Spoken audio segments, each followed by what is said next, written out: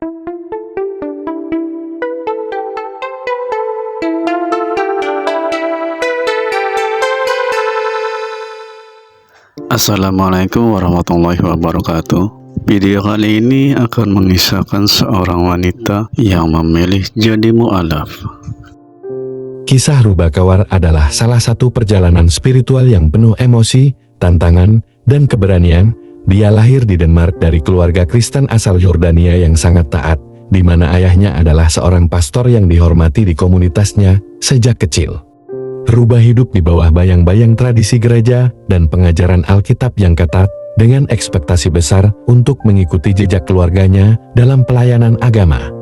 Keluarga Rubah juga misionaris dan penginjil. Keluarganya juga menginjili, berusaha membuat umat Islam jadi Kristen. Pada tahun 1985, keluarga Rubah berimigrasi kembali ke Yordania. Setibanya di Yordania, ayah Rubah jadi pastor menggantikan sang kakek ketika kakeknya meninggal. Di Yordania keluarganya tinggal kurang lebih 18 tahun. Dalam masa itu, ayahnya mendirikan 3 gereja di Yordania. Pada tahun 2002, keluarganya berimigrasi ke Amerika Serikat. Ketika di Amerika, Rubah membantu pamannya yang sebagai misionaris baptis dan juga pastor di gereja berbahasa Arab di Dallas, Texas. Rubah juga belajar banyak subjek di sekolah teologi, sehingga dia tahu keseluruhan isi Bible dari awal sampai akhir. Rubah di perguruan tinggi mengambil tingkat master bidang teologi dan misiologi, yaitu bagaimana untuk menjadi misionaris. Dia juga tahu bagaimana menjelaskan pada umat Islam tentang Kristus dan kekristenan. Setelah di Amerika, Rubah melihat orang berbagai ras dan agama, merasa dirinya sebagai orang Kristen. Rubah memikirkan bagaimana membawa orang-orang itu pada kekristenan, sehingga mendorongnya mempelajari agama-agama lain. Pada saat itu, di kampus diadakan International Day, yang mana seseorang berbusana dengan pakaian negaranya masing-masing.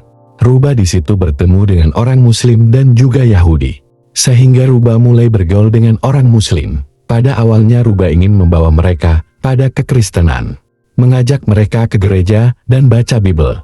Semenjak itu Rubah ditanya dengan beberapa pertanyaan, seperti, apa di Bible Yesus pernah mengatakan kalau dirinya adalah Tuhan?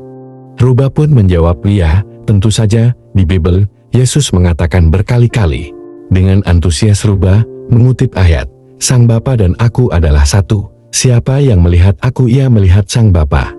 Rubah juga menjawab bagaimana Yesus mati untuk penebusan dosa.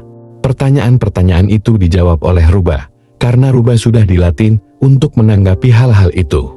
Akan tetapi ketika Rubah pulang ke rumah, Rubah mulai merenungi dan berpikir, apa yang mereka tanyakan, Rubah anggap itu hal yang masuk akal. Karena hal itu Rubah kembali baca Bible lagi.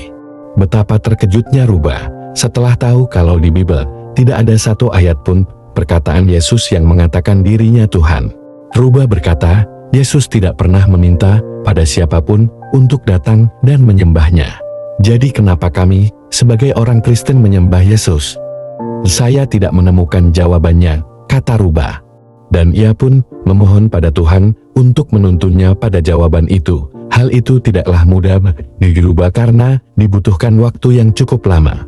Sampai akhirnya Yesus berkata di Yohanes ayat 17, 3 menit, inilah hidup yang kekal, untuk mengenalmu, Sang Bapa, karena engkaulah satu-satunya Tuhan Yesus Kristus yang kau utus. Ayat itu membuat Rubah seolah-olah Yesus berkata tiada Tuhan selain Allah, dan Yesus adalah utusan Allah. Sehingga Rubah punya keyakinan bahwa Tuhan itu satu dan Yesus adalah utusan Tuhan. Dan Rubah bertekad mengikuti jejak Yesus. Hanya hal itu yang dilakukan Rubah. Karena orang Muslim selalu bilang bahwa Bible sudah diselewengkan. Rubah pun ingin menunjukkan pada mereka dan membaca 4 gospel dengan seksama. Lagi-lagi Rubah menemukan kontradiksi pada gospelnya, membuatnya bingung mana yang benar. Rubah pun membaca Al-Quran, bukan untuk mencari kebenaran, tetapi untuk mencari kesalahan-kesalahan di dalamnya. Hari demi hari ia baca Al-Quran dari mulai surat Al-Baqarah, Al-Imran dan Al-Ma'idah. Setiap menutup Al-Quran, Rubah selalu bilang tidak akan membacanya lagi. Akan tetapi Al-Quran itu punya daya tarik tersendiri, sehingga membuat membacanya lagi dan lagi. Terlebih Al-Quran mengisahkan tentang Yesus yang membuat Ruba makin penasaran. Sampailah pada ayat di mana mengisahkan Yesus masih bayi dan berkata, "Aku adalah hamba Allah." Pada saat itulah Ruba menitikkan air mata. Pertanyaan-pertanyaan yang ia cari selama itu dijawab pada Al-Quran. Ruba pun menangis tersedu-sedu. Ia telah menemukan cahaya kebenaran. Kemudian ia bilang pada teman-temannya kalau ia ingin memeluk agama Islam. Mendengar hal itu, teman-temannya tertawa dan berkata, "Bukankah 2 bulan yang lalu kamu bilang tidak akan pernah masuk Islam?" Dan teman-temannya berkata, "Apa yang membuatmu berubah?" Ruba pun menceritakan dirinya, dan teman-temannya pun ikut menangis sambil berujar, "Subhanallah, Allah telah memilih kamu." Karena Ruba adalah anak dari seorang pastor, ayahnya mendengar putrinya masuk Islam betapa marah dan murka jiwanya. Ruba pun dipanggil dan diinterogasi dan dihakimi.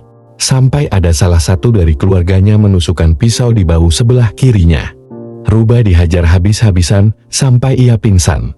Karena ia dipukuli dan ditendang hampir 2 jam. I was full bleeding and scratched. I was beaten up really. Setelah Ruba tersadar dari pingsannya, ia dapati dirinya di atas sofa dan ibunya bilang, "Kami melakukan hal ini karena kami mengasihi kamu." Lalu ayahnya menyeret dan mengurungnya di dalam kamar. Pada waktu itu Ruba pun kabur dari rumah dan mencari temannya untuk dapat perlindungan. Dan setelah 2 tahun, Ruba mendapat undangan dari Mesir untuk berceramah tentang Islam dan Kristen. Dan Ruba membuka organisasi nirlaba untuk pengungsi, membantu mereka dengan menyediakan makanan dan tempat tidur. Pada waktu bersamaan, Ruba melihat banyak misionaris Kristen berseliweran, sehingga jiwanya terpanggil untuk membentengi akidah saudara-saudara muslimnya dari kekristenan, dan membekali saudara-saudara muslimnya untuk memahami agama sendiri dan menjawab pertanyaan-pertanyaan orang Kristen. Jadi saat orang Kristen datang, setidaknya mereka tahu bagaimana menjawabnya. Itulah sepenggal kisah Ruba Kawar. Kini Ruba Kawar dikenal sebagai seorang pendakwah yang aktif berbicara di media sosial, ceramah, dan forum dialog antaragama. Dia menggunakan kisahnya untuk menunjukkan bahwa hidayah bisa datang kepada siapa saja, di mana saja, dan bahwa iman sejati membutuhkan keberanian besar, bahkan menghadapi tekanan dari orang-orang terdekat. Kisah Ruba adalah kisah tentang pengorbanan dan keberanian. Dia adalah simbol dari kekuatan spiritual yang tidak bisa dihancurkan, bahkan oleh rasa sakit fisik maupun emosi yang mendalam. Baginya, Islam adalah jalan hidup yang benar, dan dia memilih untuk mengikuti hati dan keyakinannya, meskipun harus kehilangan segalanya.